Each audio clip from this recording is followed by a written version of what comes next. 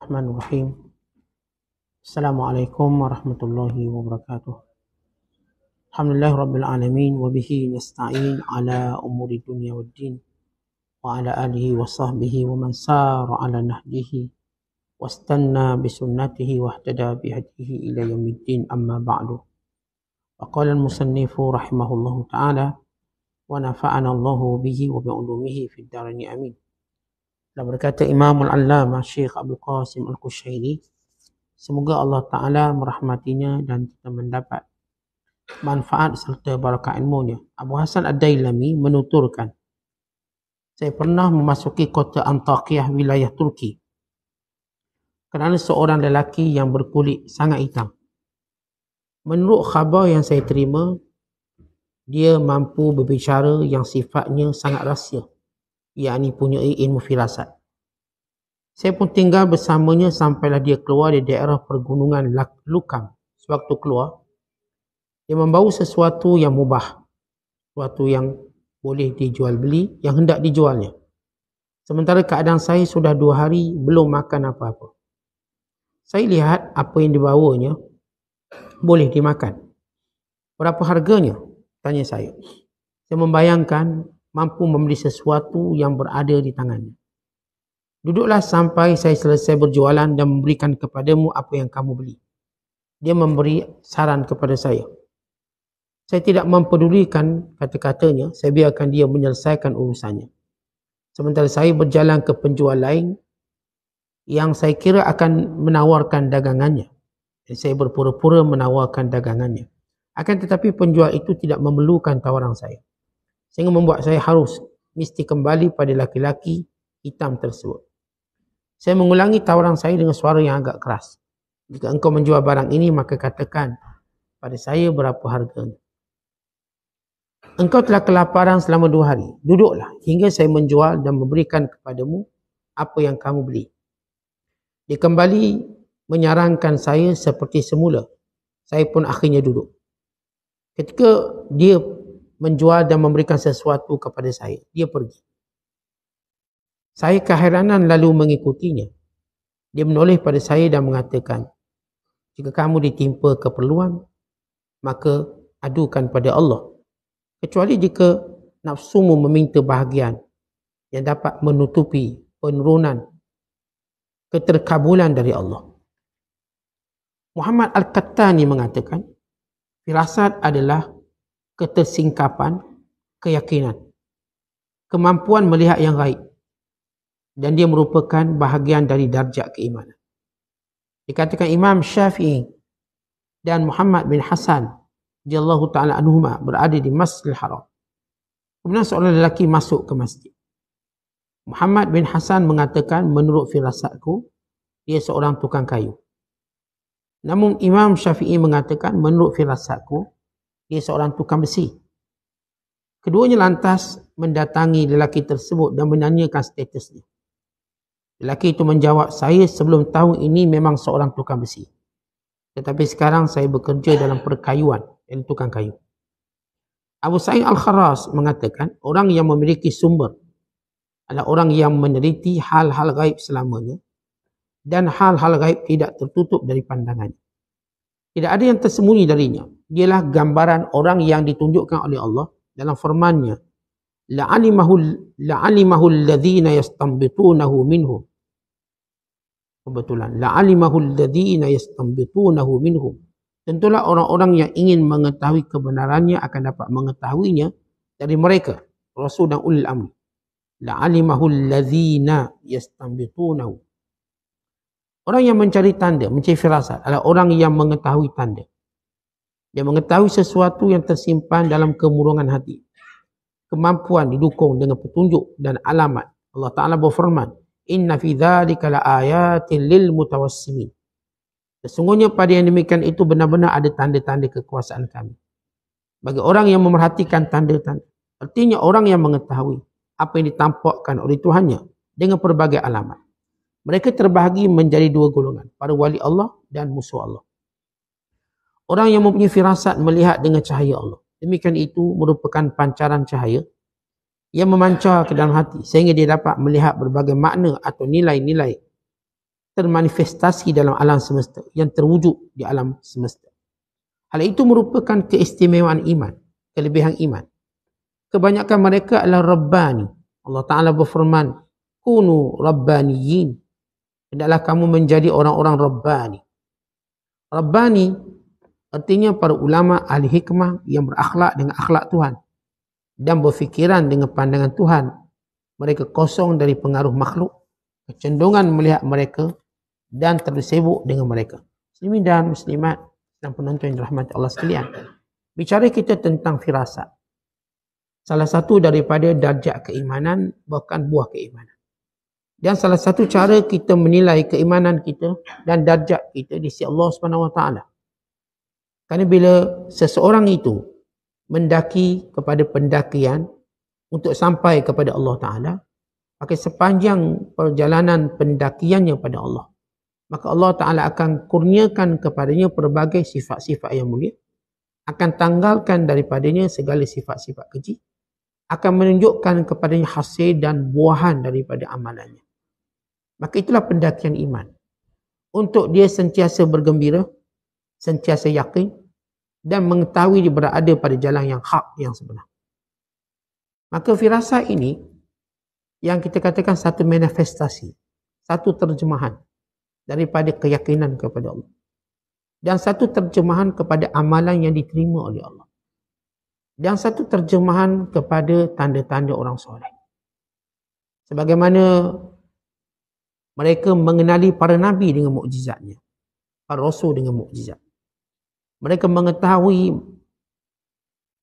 golongan yang kuat dengan perlawanan, dengan pertembungan. Demikian juga mereka mengetahui orang bertakwa dengan firasat. Maka nilai orang bertakwa itu sesudah ilmu dan amal mereka. Maka datanglah buah-buahnya. Umpama kita tahu nilai sebuah pokok. Bila kita mengetahui ianya berbuah, kita dah tahu ni pokok baik, ini tanah bagus, ini baja yang hebat. Namun tidak akan nampak apapun kelebihannya tanpa pokok itu berbuah. Sehingga harinya berbuah dan buahnya begitu ranum dan enak, begitu manis dan menyelerakan, maka kita mengetahui bahawa ianya berfungsi. Segalanya berfungsi. Baik iman kita. Bila mana kita sampai kepada peringkat muntaha, peringkat kemuncak, maka kita akan melihat kesan-kesan firasat yang Allah berikan pada kita. Sehingga kesibukan kita untuk melihat di hadapan bukan lagi melihat ke belakang. Kesibukan kita untuk melihat akhirat, untuk melihat janji-janji Allah Ta'ala, untuk melihat segala kemuliaan dalam beragama, menjadikan seorang ini mutamasik, benar-benar berpegang teguh dengan agama. Inilah apa yang diceritakan kepada kita oleh Imam Abu Hasan Dailami. Dia kata, saya pernah dengar ada seorang lelaki. Lelaki itu lelaki hitam, kulit hitam. Yang dia mempunyai firasat yang hebat. Maka saya ingin mendampinginya. Semalam kita sebut antara cara mendapat firasat. Kita ada cara firasat yang bersifat pengetahuan am. Kita ada firasat yang kita sebut berdasarkan pada iman, taqwa. Semuanya terhasil dengan 3 cara atau 3 keadaan. Dengan memperbanyakkan menuntut ilmu, dengan memperbanyakkan ketaatan atau ibadat, ta'abbud, dan dengan bergaul dengan orang soleh, ahli bijaksana, ahli zikir. Dengan 3 cara ini kita dapat mengetahui ilmu ini. Cara menuntut ilmu, selalu menuntut ilmu. Dengan cara kita memperbanyakkan ibadat. Dan dengan cara kita mendampingi para alim ulama, para hukama. Kerana mereka ini berbicara dengan bahasa yang penuh dengan keilmuan dan kebijaksanaan. Bukan mereka punya pandangan-pandangan daripada cahaya Tuhan. Bagaimana kita baca hadis, ittaqu firasatal mu'min fa innahu yanzuru binurillah. Mereka bercakap tentang cahaya Allah yang Allah buka kepada mereka. Maka ini Abu Hasan Dailami dia pun nak jumpa orang, nak duduk dengan seorang ahli firasat. Maka ketika itu dia dah 2 hari tak makan. Maka dia bertemu lelaki ni. Maka lelaki ni tahu dia 2 hari tak makan. Dengan melihat wajahnya, tengok keadaan tahu. Orang ni lapar. Maka lelaki ini ingin mendampingi dia. Dan akhirnya lelaki hitam ini ajak dia keluar untuk menjual barang dagangan. Untuk menjual barang yang mubah. Mubah ni dalam bahasa Arab artinya benda yang boleh dijual, mubah. Iaitu benda yang kita sebut sebagai ibahah, yang boleh dijual. Maka lelaki ini, iaitu Imam Ad-Dailami, pura-pura dia ada duit. Pura-pura dia tak ada masalah. Maka bila lelaki kulit hitam ni jual barang, dia kata, biar saya beli barang ni. Dia kata, awak tak payah beli, awak duduk je, duduk. Biar saya jual barang ini dulu. Lalu dia tunjuk berkeras untuk menunjukkan minat. Dia nak beli juga barang ni, nak tunjuk dia ada duit, dia tak ada masalah. Lelaki ni duduk. Jangan bicara tentang membeli. Akhirnya lelaki ni, ataupun Abu Hasan Dailami, dia berjalan kat peniaga-peniaga lain. Seolah-olah dia sedang menawarkan barang untuk membeli. Walau dia tak ada duit. Sebab dia nak kabur maruah dia. Dirinya. Sehingga dia kembali kepada lelaki kulit hitam tadi dan berkata, ni barang awak kalau nak jual, jangan jual korang. Saya beli. Beritahu je harga. Lalu kata lelaki ni, duduk. Saya tahu awak 2 hari tak makan. Awak duduk. Nanti kalau selesai jual barangan saya akan beri awak sebahagiannya. Awak belilah makanan. Maka dia tu terduduk dan tak kata apa. Kerana rahsianya sudah diketahui. Akhirnya orang kulit hitam ni pun jual barang, laku. Maka dia berikan sebahagian duit dan berkata, pergi beli makanan. Saya tahu kamu lapar. Kemudian dia menitipkan satu pesan. Sekiranya kamu ada hajat, maka adu pada Allah. Maka jangan ada dalam kehendak kamu pengaruh nafsu kamu. Kalau kamu ada pengaruh nafsu dalam memohon kehendak kamu, maka kamu akan terhijab daripada pertolongan Allah. Apa maksud kata-kata ini? Ini disebut dalam hadis Nabi SAW. Bahawa kalau kita ada hajat, kita ada kesusahan, lalu kita adu pada Allah, maka Allah akan menunjukkan jalan keluar. Tapi kalau kita mengadu pada makhluk, maka Allah akan menutup jalan keluar dan menunjukkan kepada kita pintu kefakiran. Jadi makin susah. Siapa ada hajat, turunkan pada Allah. Artinya adukan pada Allah. Mengadu pada Allah. Jangan hajat tadi ada pengaruh nafsunya. Pada dalam kehidupan kita. Kita punya keperluan yang banyak. Manusia ialah makhluk yang keperluannya tak akan habis-habis. Contoh, carilah orang yang keperluannya dah habis. Sekalipun dia dah kahwin, dia dah ada anak, dia ada semua benda, dia masih ada keperluan. Dan kalau kita tanya dia apa yang kamu nak atas dunia ni, pasti dia ada benda lagi dia nak. Ada tak kalangan kita yang umur 60, 70, lalu kita tanya ada tak kehendak apa-apa, dia pasti masih ada kehendak. Dia tak kata saya dah lama dah hidup, tak ada kehendak dah. Saya tunggu malakul maut je. Tidak mungkin dia bercakap demikian. Dia pasti ada kehendak. Dan kehendak tadi sama ada ia adalah bahagian nafsu ni.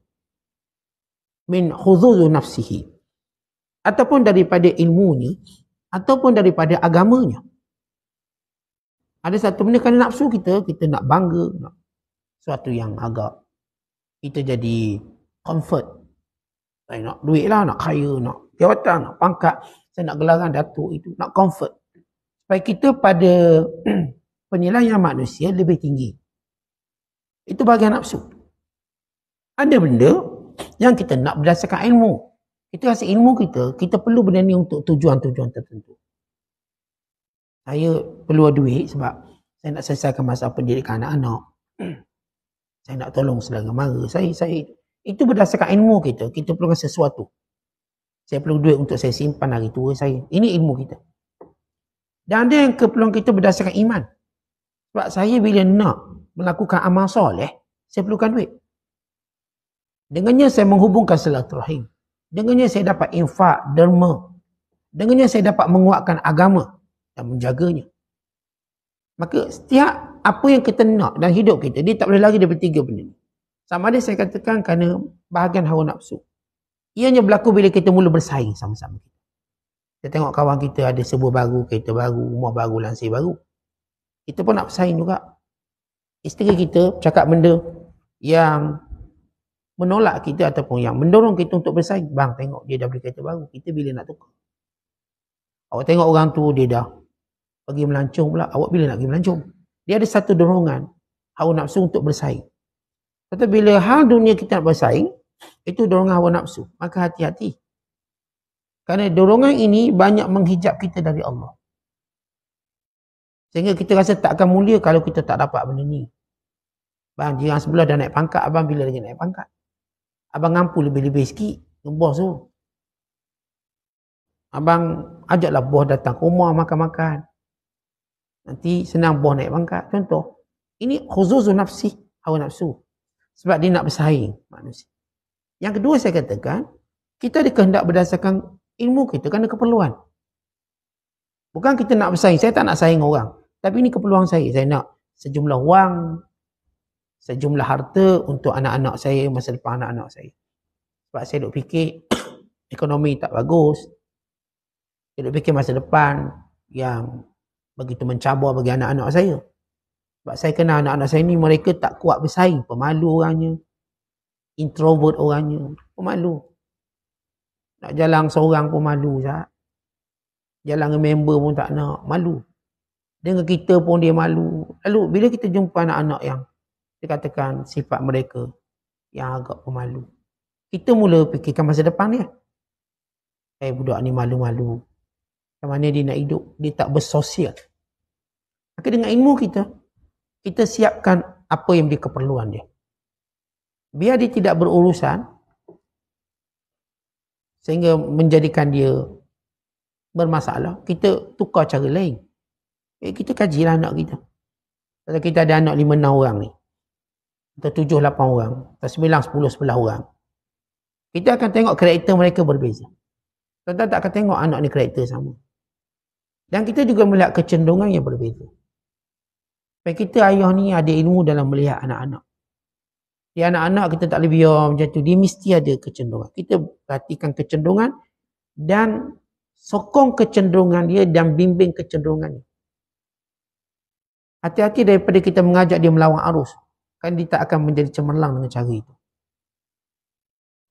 Anak kita cenderung bab ni. Kita cuba lawan arus dia. Ramai yang gagal. Kita ikut arus dia. Anak tu cenderung mana.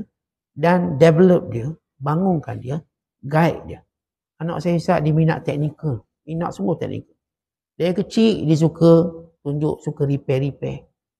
Suka itu dan itu. Tuan-tuan bentuk kecenderungan tadi.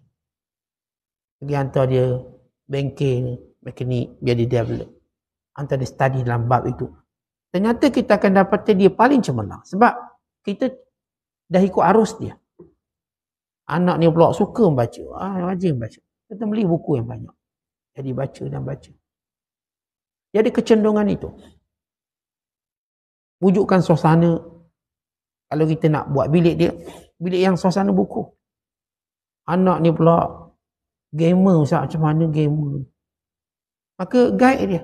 Mungkin dia akan menjadi gamer yang terbaik. Dia menjadi programmernya.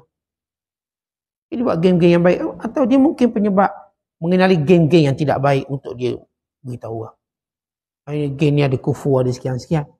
Sebab kita nak tahu satu benda, kita juga kena akses benda tu. Maka mereka yang tahu, mereka tolong beritahu. Okey, dalam game ni dia ada cara nak selamat berhala contoh. Game ni dia ada sifat kelucahan melampau. Maka kita dapat info daripada golongan gamer ini. Sebab benda ni wujud.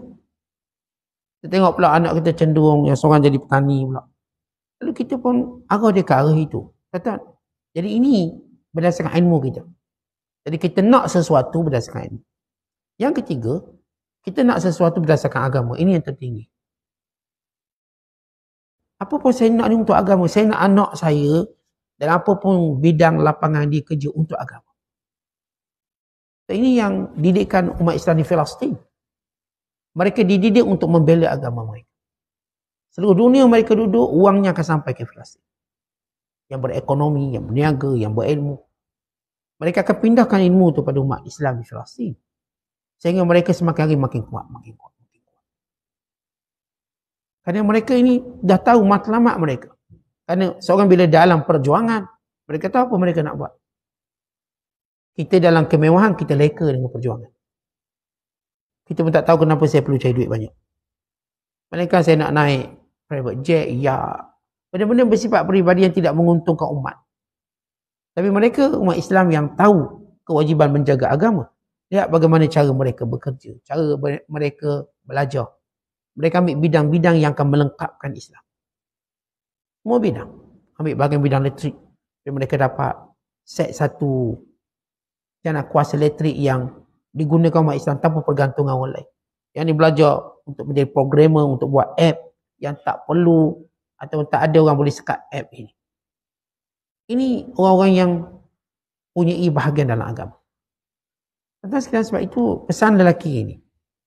Biar semua kehendak kita berdasarkan keinginan agama. Kalau saya tinggalkan harta saya pada anak-anak saya untuk jaga agama dia, supaya mereka tidak menjadi golongan mutasawwilin, meminta-minta. Saya nak suruh anak saya ada maruah dan beragama. Maruah dan agama. Ada satu keluarga, cara disusun keluarga dia. Dia kata ni, dia ayah ni nak dah lihat kecenderungan. Anak ni seorang ni mahir agama, bijak. Anak-anak lain jenis teknikal sikit. Jenis akademik sikit. Baik. Kamu semua, satu hari nanti, ni adik kamu ni cenderung pada agama. Kamu jaga agama adik kamu untuk kembangkan agama. Nanti kamu gaji sekian-sekian, adik kamu dia tak boleh kerja macam kamu kerja sebab dia nak menyampaikan agama. Kamu akan bantu dia. Kamu akan bantu dia.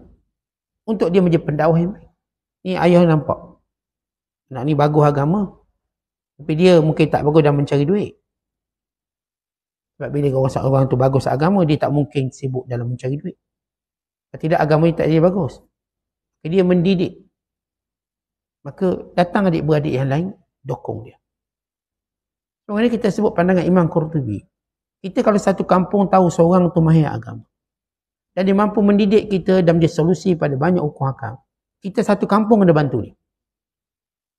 Satu kampung kena bantu sebab dia lah punca kita tahu halal haram dosa pahala. Dan orang macam ni dia mestilah tafaghur. Maksudnya dia mesti full time dalam mengkaji agama. Sebab agama kalau kita kaji jenis part time, kita tak mungkin faham dengan sebenar. Atau dalam semua ilmu mesti golongan ada R&D ni. Golongan kerjanya cuma mengkaji. Tak ada kerja lain. Duduk dalam makmah bertahun-tahun, kaji je. Dia tak buat kerja lain. Atau kalau ada golongan yang kerjanya cuma main bola sepak. Tak ada kerja lain. Mimpi pun bola.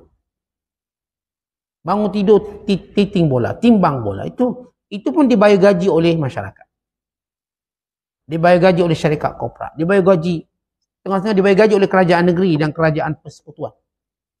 Walau kerjanya cuma main. Dihiburkan kita dengan beberapa jaringan. Itu kalau buat go lah. Kadang-kadang tak ada go langsung. Tapi duitnya habis juta-juta. Bangunkan stadium. Hanya sekadar hiburan. Dan kita tidak mencelanya. Bukan kita semang-sama. Semangat. Pakai jersey. Tiba-tiba dalam bab agama kita tahu tak boleh. Ini tunggang agama. Kita tak boleh bantu. Dia cari sendiri duit. Maka ini tak munasabah. Tilka izan kismatun dhizah. Ini cara penilaian yang tidak adil. Saya katakan kita boleh siapkan orang yang kerjanya cuma main bola. Kita boleh siapkan orang kerjanya cuma berlakon. Lalu dibayar, disponsor dengan banyak. Tiba-tiba orang yang urusannya untuk jaga agama kita biarkan. Ini suatu ketidakadilan dan ini satu kezaliman. Dan Allah akan menguji kita dalam hal ini. Tiap sen kita belanjakan untuk siapa? Untuk kita tegakkan apa? Itu kalau kita katakan seorang yang punya hajat-hajat untuk menjaga agama, maka Allah Ta'ala akan tolong dia. Semua orang kena fikir agama. Semua orang. Tentera kena fikir agama. Saintis kena fikir agama. Guru kena fikir agama. Pekerja kilang kena fikir agama. Maka kita sama-sama bersolidariti, bersatu padu dalam menjaga agama. Maka kan itu Allah tolong kita. Itu kalau kita lihat masyarakat Madinah yang dibentuk oleh Nabi SAW. Bukan masyarakat kita kata Nabi nak bentuk ustaz, nak bentuk tok guru. Nabi bentuk orang faham agama. Dan dengan kerjaya yang pelbagai yang mereka ada, semuanya mengarahkan pada agama. Ini dapat dilihat bila Rasulullah ajak berjihad, semua tidak ada rasa atau disebut tasabut. Rasa lambat, malas, tak ada. Mereka semua gerak ke medan perang. Dalam keadaan siapa mereka? Ini pedagang yang hebat, Uthman bin Affan. Ini korporat yang agung, Abdul Rahman bin Auf. Perang. Dan ini Bilal bin Rabah, Tok Bilal pergi perang. Ini Abdullah bin Amri, ini Abdullah ibnu Ummi Maktum, juga Bilal pergi perang. Ini orang Ansar, petani kurma, pergi perang. Ini orang Muhajirin, peniaga-peniaga, pasar malam, bazar, atau pasar-pasar harian, keluar berperang. Ini ahli sufah yang duduk di masjid mengaji ilmu dengan Nabi SAW, keluar berperang. Akhirnya tentera Islam ni ada semua benda. Kata unik, kalau tuan-tuan tengok tentera Islam, dia tak macam tentera kafir. Tentera kafir ialah tentera. Tentera Islam berlatar belakangkan semua. Mereka jadi tentera kerana kepahaman agama. Bukan kerana kerjaya. Tentera dalam Islam bukan kerjaya. Tapi itu kepahaman agama. Sebab itu kita diwajibkan berjihad. Kita tengok zaman Nabi SAW, ketika Rom dan Parsi, tentera ialah tentera. Tentera ialah tentera. Bila Rasulullah bentuk tentera, tentera Rasulullah bukan tentera. Sebagaimana dalam maksud kerjaya. Tapi tentera Rasulullah dibentuk ialah kerana kepahaman agama. Maka saya kata datang mereka yang muda, yang tua. Rasulullah tak ada tentera yang umur baya belaka. Kenapa? 30, 40. Tak ada. Ada yang umur 60. Datang umur 60 orang pencing dah. Bukan kata tentera pencing, cikgu yang duduk pejabat tu pencing. Ini kan tentera yang perlukan fizikal yang kuat. Di mana ada kita jumpa tentera umur 60? Tak jumpa tentera umur 60. Di mana-mana yang kerja askar ada tentera umur 60. Melainkan dia dah duduk pejabat dah. Dia tak akan berada di medan. Kalau ada lah. Kalau kalangan pegawai tertinggi mungkin dah jadi general. Mungkin dia duduk kat pejabat. Dia tak ada dah latihan fizikal. Ini jantung dua kali belah. Nak fizikal apa? Yang ada yang kuat-kuat muda-muda. Tapi bila sebut tentera so, tidak begitu. Ada yang tempang. Kita cari satu negara, tenteranya tempang. Mereka akan dipencingkan. Dielahkan. Pencing ilat. Ilat ni maksudnya sakit. Elahkan. Ilah. Ilah ni bahasa Arab. Kita panggil pencing ilat. Ilat daripada perkataan ilah. Maksudnya sakit. Dipencingkan. Dalam Islam tak ada istilah tentera dipencingkan. Hatta mereka pergi perang. Kita baca kisah Amr bin Jamuh. Tempang pergi perang.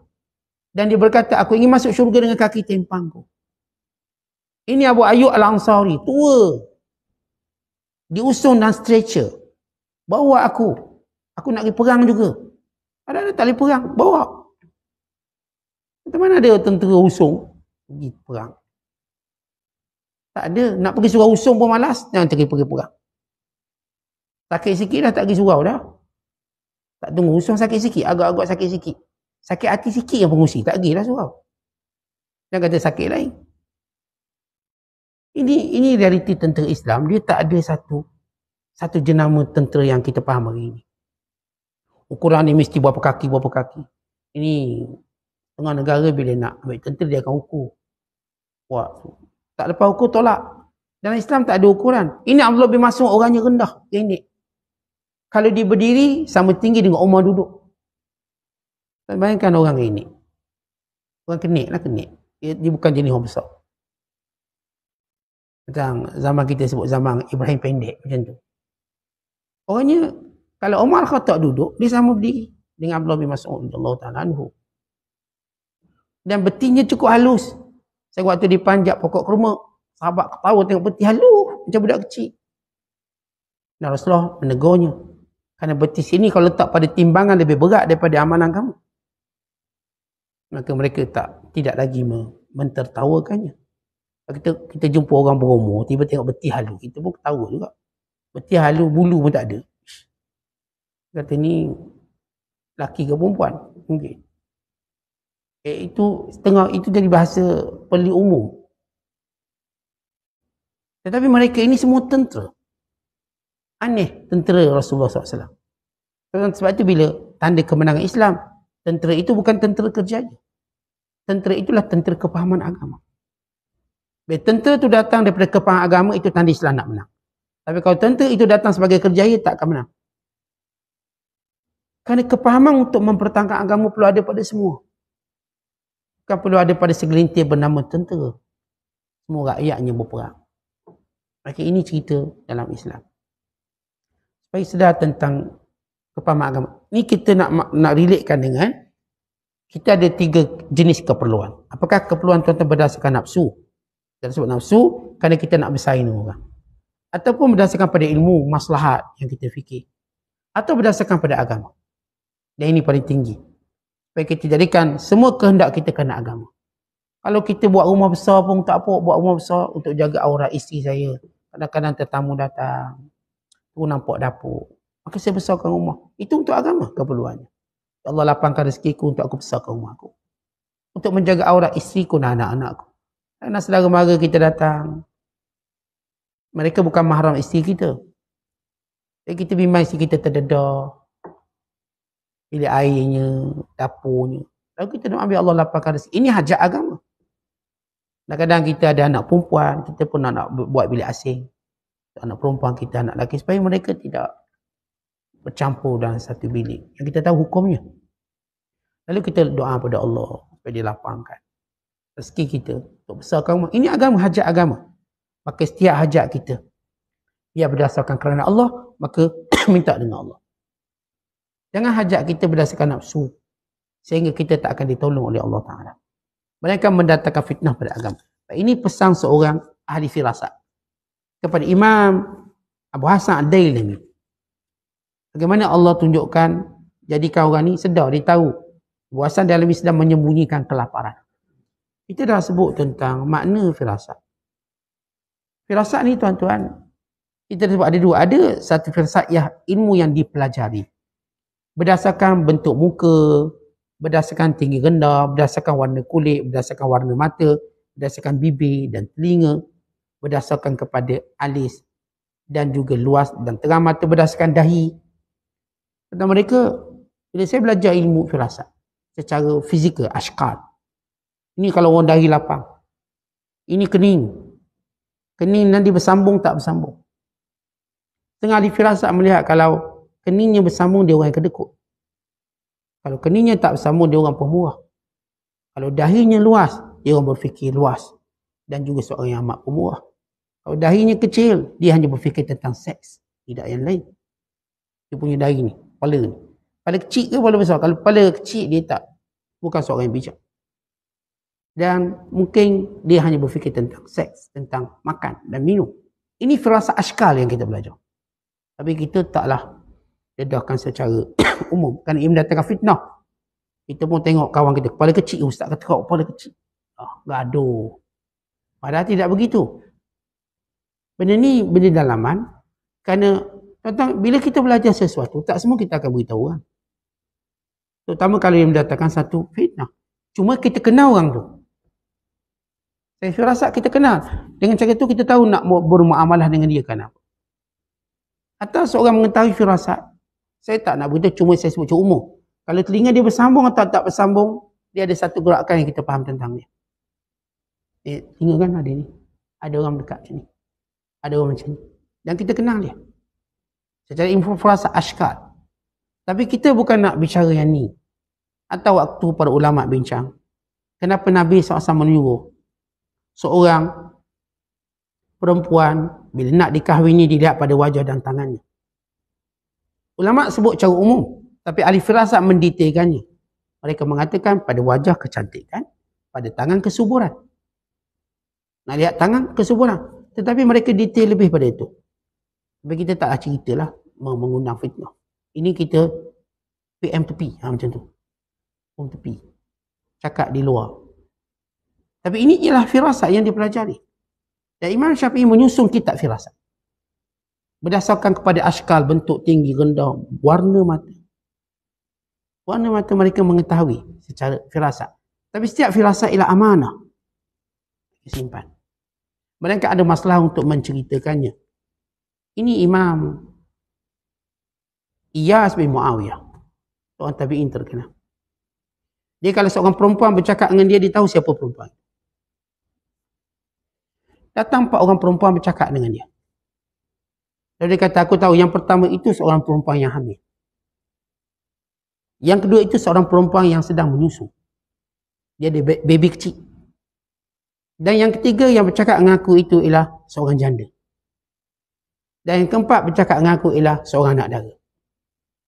Lalu orang berkata, Syekh, macam mana Syekh tahu? Tengok dah tahu, tak payah tanya awak janda kan, dah tahu. Maka kata Yas bin Muawiyah begini. Aku tengok perempuan tu bila bercakap dengan aku, dia sentiasa pegang perut. Aku tahu dia hamil. Dia tak akan selesa pada perut dia. Kerana perempuan yang hamil, dia tak selesa perut dia. Dia akan pegang. Dia pegang. Maka aku tahu dia hamil. Dan aku lihat perempuan seorang lagi bercakap dengan aku sambil dia memegang dadanya. Dia tak selesa. Membengkak susunya. Ini sedang menyusu ni. Dan aku tahu seorang perempuan itu janda sebab dia tenung mata aku tajam sungguh. Tu janda tu. Oh, jangan kita duk ukur dengan kuliah pula. Semua janda pula kini. Masa cerita perempuan tu, dia tenung. Yas bin Muawiyah. Dan aku tahu seorang anak dara bila dia bercakap dengan aku, dia tunduk bawah. Dia malu. Dia anak dara. Dia tunduk. Lepas tu tentu kalau kita tahu firasat ni, tak nak orang baca kita. Jadi kalau perempuan tu cakap lagi, jangan tengok dia. Orang tahu nanti awak janda. Tunduk. Jadi orang pun tak tahu. Oh, anak dara. Akhirnya, kita macam, kita katakan, tipu firasat dia sendiri. Sebab dia pun mengaji firasat kuliah subuh, dia pun dah guna dah. Dia belum sempurna. Ini mukaddimah. Mukaddimah. Nanti tidak akan, kerana satu benda yang tuan-tuan kena tahu tentang firasat. Gambaran umum satu. Tetapi bila dalam hal berlakunya, maka ia akan menunjukkan sesuatu yang berbeza. Kerana ia akan, kita dah sebut firasat ialah suatu terjahan ilmu dalam hati orang beriman. Datang. Oh, saya tahu awak siapa. Oh, saya tahu awak siapa. Saya orang yang tak ada ayah. Awak orang yang tak ada mak. Baik, ini firasat. Hatta bila Sayyidina Ali radhiyallahu ta'ala anhu ditanya. Ini firasat yang hebat. Ini firasat iman. Pada zaman Sayyidina Ali lahir seorang budak, 2 kepala. 2 dada, tapi kakinya 2 je. 2 kepala, 2 dada. Macam tuan-tuan tengok kembar Siam. Ada kembar yang lebih unik. Supaya kita tahu jenis 2 kepala ni bukan zaman kita. Dia 2 kepala. Kelahiran yang aneh sebagai tanda kebesaran Allah. Dia ada 2 kepala. Dada pun ada 2. Dan kakinya cuma 2. Artinya ni seorang ke 2 orang. Orang tanya Sayyidina Ali, Tuan, kami nak tanya, apakah dia mewarisi harta pusaka 2 orang atau 1 orang? Sebab kan kita kalau pergi hotel, mandi tanya berapa kepala? Kena 2 kepala? Macam mana? Ini nak makan steamboat, kita kira kepala kan, berapa kepala? Tengok, seorang tu ada 2 kepala. Nak kira 2 ke 1? Okey, Sayyidina Ali ditanya, dia akan mewarisi harta pusaka 2 atau 1? Untuk 2 orang atau seorang? Kata Sayyidina Ali, biarkan dia tidur. Kemudian gerak dia, tengok. Kalau dua-dua bangun, artinya dia cuma seorang. Kalau 1 kepala bangun, 1 kepala tidur, dia 2 orang. Kan ehsas berbeza. Betul, ini firasat yang hebat. Kalau kita kena belah dulu dan sebagainya. Tapi Sayyidina Ali kata gini, awak panggil dia, biarkan dia tidur. Dan bila kita panggil dia, kalau dua-dua tu menyahut, dua-dua tu bangun serentak, berarti dia seorang je. Bukan. Tapi kalau seorang bangun, seorang tidur 2 orang. Ya, bagaimana firasat menyelesaikan banyak isu hatta dalam fatwa. Sebab tu orang nak beri fatwa, dia mesti bijak sana. Bijak. Ini Imam Syuraih. Dia punya firasat yang hebat. Dia berhadapan dengan seorang ulama dunia terkenal, Imam Sya'bi. Ini Sya'bi, dia gelar Hafizud Dunia. Semua ilmu macam dia tahu semua. Semua ilmu macam dia tahu semua. Dia ensiklopedia macam hari ni. Tanya Google tahu. Secara umum, soalan-soalan umum lah. Jangan tanya, saya umur berapa wahai Google, memang Google tak tahu. Kalau tuan tanya benda, okey, sebutkan jenama durian, dia pun cerita, durian dia macam gini. Sebut perkataan ni, sebut asal ni. Hari ni kita, sebahagian kita bermazhab Google. Bermazhab Chrome ke, Google Chrome. Tanya, tahu. Itu Imam Sya'bi dulu. Dia tanya, dia tahu. Dia suka membaca. Dia suka ramu dunia. Dan dia punya ingatan yang luar biasa. Dia berhadapan dengan seorang qadi hebat bernama Qadi Syuraih. Ini Qadi Syuraih, tabi'in yang hebat. Ini Sya'bi juga tabi'in. Dia lantik oleh Umar Al-Khattab jadi qadi. Karena Umar melihat Qadi Syuraih ini bukan sekadar ahli ilmu tapi ahli firasat. Dalam satu pengadilan datang seorang perempuan. Menangis-nangis, teresak-esak depan Qadi Syuraih, mengadu dia zalimi. Lalu kata Imam Sya'bi, Syekh Syuraih, aku tahu wanita ini benar. Dia datang dengan keadaan pasrah, wahia mazlumah. Dia dizalimi. Lalu Qadi Syuraih senyum, dia kata, jangan tertipu dengan air mata perempuan. Tidakkah kamu baca surah Yusuf? Bila adik-beradik Yusuf datang, menceritakan Yusuf dimakan serigala, mereka datang menangis. Untuk membohongi aku. Nangis-nangis, ayo adik kita, serigala baham, serigala makan. Tunjuklah bukti baju dengan darah palsu. Tapi anehnya baju tu tak koyak. Ni qadi ni tengok perempuan menangis. Dia tak akan berhukum dengan perempuan menangis. Perempuan dia memang bahasa dia bahasa tangisan. Dia jahat pun dia menangis. Dia baik pun dia menangis. Jadi kalau orang yang bodoh lalu menilai wanita sebab dia menangis, dia dizalimi. Padahal dia paling zalim sekali dia. Dia kadang-kadang suami saya ustaz menangis. Jangan percaya dia. Panggil suami dia. Rupanya suami dia yang kena belasah. Ini disebut pepatah Al-Darabani wasyaka. Dia yang pukul, dia menangis. Yang pukulnya dia. Yang mengadu lebihnya dia. Bila dia adili, rupanya ya sebaliknya. Lepas tu qadi dia tak boleh guna hukum air mata. Kena pula qadi berhadapan dengan pelakon air mata habis. Dan menangis-menangis macam betul. Orang bodoh macam kita, betul dia nangis. Bukan begitu. Kerana ahli firasat mengetahui air mata. Jenis-jenis air mata. Atau mereka tahu air mata itu mengalir dari sini atau mengalir dari sini. Dia mengalir dengan berair hidung atau tak berair hidung. Mereka mengetahui jenis-jenis air mata. Lepas tu kalau air mata pelakon lain. Air mata penipu lain. Air mata orang takut lain. Air mata orang gembira lain. Air mata orang excited lain. Air mata orang sakit mata lain. Ya, siapa sakit mata berok lain. Dia mereka akan tahu melalui nabarat, nada suara. Kalau seorang tu menangis tengok nada suara. Dia boleh bercakap, tak boleh bercakap. Bergetar suara atau tidak. Kemudian tengok gerakan tangan irti'ah, dia menggigil atau tidak. Dan mereka faham semua, ini ilmu firasat. Lepas tu hati-hati bila menangis depan orang yang tahu ilmu ni. Yang ulak-ulak nangis bukan betul ni. Macam kita lah mak. Mak ni tengok budak menangis, anak dia menangis. Tahu ni menangis lapar ke? Menangis mengada-ngada ke? Atau menangis nak kena pelempang? Menangis nak kena pukul? Nangis tak sakit. Budak menangis tak sakit. Menangis sakit. Kalau budak dia menangis sakit, dia tak akan bunyi. Kalau budak menangis kuat, itu dia tak sakit. Itu nak tarik perhatian. Kalau dia berdesik tangisan, itu memang dia sakit. Tapi kalau menangis kuat, itu nak perhatian. Adalah dia nak mainan baru tu. Adalah dia gaduh saja nak tarik perhatian supaya mak ayah dia bela. Akhirnya kita sentiasa bela anak yang paling kuat menangis. Bukan usia adik, bukan. Dia yang ambil barang kita. Jadi kalau kita ayah dah mengadili anak-anak, yang menangis kuat, kita ingat dia zalimi tak? Rupanya dia yang ambil barang abang dia banyak sekali. Tapi dia pun tunjuk menangis. Kita pun, abang juga kena pelempang. Sebiji.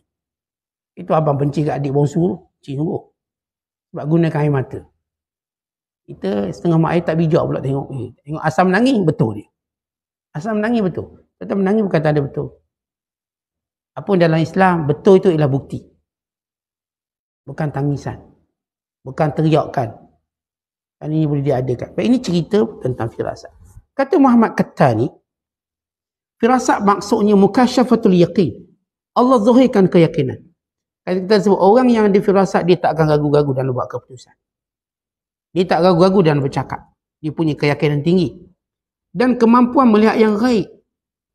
Tentang gaib ini benda yang Allah rahsiakan. Tapi tidak pada orang yang Allah buka hijabnya.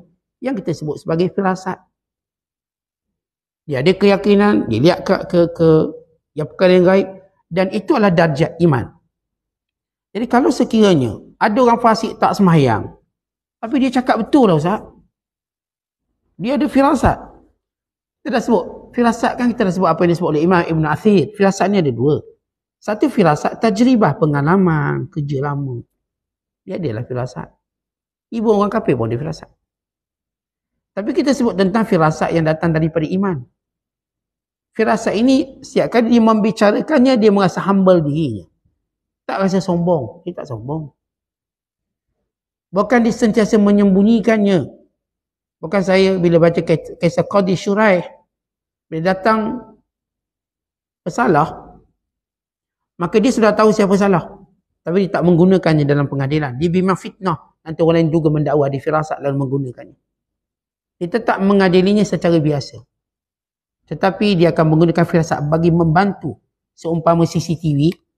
CCTV ni dia tak boleh jadi bukti di mahkamah. Dia panggil bukti sokongan. Dia panggil qara'in dalam bahasa Arab. CCTV itu sebab dia boleh dimanipulate. Kalau ada CCTV kata dia begini-begini, itu cuma qara'in. Dia tidak boleh dikenakan hukuman hudud dengan sebab CCTV. Tapi boleh dikenakan ta'zir dan hukum-hukum lain-lain. Sebab CCTV cuma qara'in. Kan orang boleh tipu, boleh tiru, boleh macam-macam cara. Benda-benda IT ni tuan-tuan semua boleh buat. Saya cakap Melayu ni, masuk ikut satu app tertentu, dia bertukar jadi cakap Arab. Dia tukar jadi cakap Jepun. Orang ingat saya pandai cakap Jepun. Itu belum filter tapis muka. Itu bila berdating, dia tengok perempuan tu lawa dan tu. Bila dating betul muka lain. Muka lain sebab pakai filter, kena tipu. Ramai orang ditipu dengan filter. Filter suara, filter muka. Sebab itu dia tidak dijadikan sebagai bahan bukti utama. Tapi disebut qara'in, bahan bukti sokongan. Untuk mendesak pelakunya mengaku. Ni kan gambar awak ngaku tak? Saya ngaku, itu gambar saya. Betul. Maka dijatuhkan hukuman dengan pengakuan, bukan CCTV. Guru kami tulis satu jurnal ataupun satu makalah dalam bab CCTV, apakah dia adalah pengisbat kepada hukuman atau tidak dalam bahasa Arab. Kami baca ini antara benda yang waktu kita belajar tentang bab hudud dan qisas, bagaimana isbatkan, apakah boleh dengan CCTV, apakah boleh dengan sekian-sekian lain, itu semuanya dalam kategori qara'in, yakni sebagai sokongan kepada bukti, bukan bukti utama. Kerana bukti utama ialah pengakuan. Orang bila mengaku, dan juga saksi, syahadah. Berapa orang menyaksikannya secara mata kasar, bukan secara CCTV. Maksudnya CCTV, maka ada keraguan-keraguan yang boleh ditimbulkan. Bila jam berapa, itu boleh ditimbulkan. Dan bagaimana maintenance CCTV tadi, siapa yang jaga CCTV. Semuanya menjadi satu soalan yang panjang sebelum dapat keabsahan yang sebenar. Baik, jadi bila kita sebut tentang mukasyafah ini, Allah singkapkan dia. Keyakinan. Diberi keyakinan. Ada firasat punya keyakinan. Dan Allah buka ilmu ghaib kepadanya. Ini adalah darjat keimanan. Ada satu kisah. Imam Syafi'i dengan Imam Muhammad Hasan Syaibani, guru dia. Waktu mereka sama-sama berada di Mekah. Masuk seorang lelaki. Lalu kata Muhammad Hasan, kita cuba berfirasat. Siapa dia? Apa pekerjaan dia? Ma huwa mihnatuhu? Apa kerja dia? Mihnatuhu apa dia? Lalu kata Muhammad Hasan Syaibani, aku rasa innahu najjar, tukang kayu. Kata Imam Syafi'i, bal huwa haddad. Dia ni tukang besi, haddad. Kalau begitu kita tanya dia, siapa betul? Lalu mereka berdua pergi jumpa lelaki ni. Kami nak tanya, awak kerja apa? Saya dulu tukang besi, sekarang tukang kayu. Dua-dua betul. Dulu saya tukang besi, sekarang saya tukang kayu. Kata ulama, Syafi'i melihat firasat secara latar belakang orang ni sebelum itu. Hasan Syaibani melihat secara ke depan. Dan keduanya mempunyai firasat yang ahad ataupun firasat yang tajam. Haddun yang tajam. Dan kita tahu dua-dua ni tokoh ilmu yang hebat, tokoh mujtahid yang hebat. Dan khususnya Imam Asy-Syafi'i antara ulama yang pertama menyusun kitab tentang firasat. Dan Imam Syafi'i punya firasat yang cukup kuat. Hatta diceritakan oleh Imam Jamaluddin Al-Isnawi dalam Tabaqat Asy-Syafi'iyah. Bila Imam Syafi'i melihat anak-anak murid dia, maka dia mula berfirasat. Dia berkata pada Buaiti, wahai Buaiti, kamu akan dihumbang dalam penjara. Kamu akan kena penjara. Dilihat kepada Rabi', orang akan mendatangimu untuk mendapat ilmu. Dilihat pada Ibnu Wahab, wahai Ibnu Wahab, kamu akan kembali pada mazhab bapa kamu. Ibnu Wahab asalnya Maliki, bila datang Imam Syafi'i, maka dia bermazhab Syafi'i. Tapi dia ada satu kecenderungan. Dia belajar untuk diganti Imam Syafi'i. Tapi Imam Syafi'i, dia tak bagi Ibnu Wahab ganti dia kuliah. Imam Syafi'i bila dia tak ada, dia sakit, dia suruh Buaiti menggantikannya. Bukannya Ibnu Wahab. Maka Ibnu Wahab tak puas hati, dia tukar mazhab balik Maliki. Lepas kewafatan Imam Syafi'i. Sebab siapa nak ambil tapak ni? Tapak Imam Syafi'i. Satu kemuliaan. Imam Syafi'i dah sebut tentang Buaiti. Tapi Buaiti difitnah. Dia kealimannya, dia mauqifnya tentang fitnah Al-Quran. Dia panggil khuluqul Quran. Dia panggil tentang apakah Quran itu makhluk atau tidak. Maka beliau bersama ahli sunnah wal jamaah. Quran bukan makhluk, dia kalamullah. Ketika kerajaan waktu itu menganut mazhab Mu'tazilah, menyatakan Quran itu makhluk. Akhirnya Buaiti di penjara dan mati dalam penjara. Syafi'i dah sebut firasatnya. Wahai Buaiti, kamu dalam penjara nanti. Dia lihat, wahai Rabi', kamu orang paling ramai datang jumpa kamu tak ambil ilmu aku. Dan Rabi' lah yang menulis kitab Al-Um. Ilmu tu ilmu Imam Syafi'i yang tulisnya Ar-Rabi'. Taipisnya, penaiknya ialah Imam Ar-Rabi'. Maka semua orang datang setiap hari untuk saling kitab Imam Syafi'i. Sebab Rabi' kalau ditulis, dia lebih tepat tulisannya daripada mana-mana murid Imam Syafi'i. Hatta Buaiti ni, Buaiti alim. Tapi dalam bab penulis ketepatannya pergi pada Ar-Rabi'. Dia tulis sebiji betul. Dia kalau berdehem pun tulis berdehem sekali. Macam tu. Dia punya kokoh penulisannya. Dan Imam Syafi'i percaya pada dia 100%. Imam Syafi'i berkata pada Ar-Rabi', bacakan apa yang kamu tulis. Ar-Rabi' baca. Imam Syafi'i kata, itu yang aku cakap. Ya, itu yang Tuhan cakap. Okey, padamkan. Ganti dengan ayat lain. Akhirnya, ini kitab dan kitab-kitab yang dikarang oleh Imam Syafi'i, ini adalah hasilan imla'. Imla' maknanya Imam Syafi'i cakap, dia orang tulis. Akhirnya terciptalah satu kitab. Imam Syafi'i cakap, anak murid tulis, jadi kitab. Proses ini namakan proses imla'. Dan bila seorang tu bercakap, kita pun tengok poin-poin mutiara ilmu, kita pun tulis. Akhirnya yang ditulis tadi dikepilkan balik jadi buku, jadi kitab. Lalu diambil oleh orang-orang yang teka belakang.